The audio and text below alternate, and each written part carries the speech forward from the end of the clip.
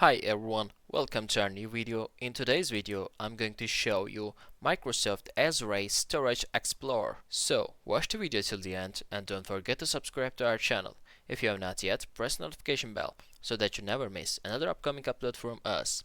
Okay, first of all, open up a web browser of your choice and type in azure.microsoft.com/enus/products/storage/storage explorer downloads for and press enter on your keyboard.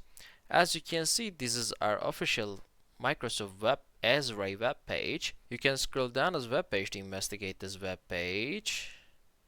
To download Azure Storage Explorer, click on this download button over here and then click on this download now button over here. After that, choose whatever you want. I'm going to choose one of them. And that's it guys, that is how it can be easily done. I hope this video was helpful to you. If it was, go ahead and give us a thumbs up.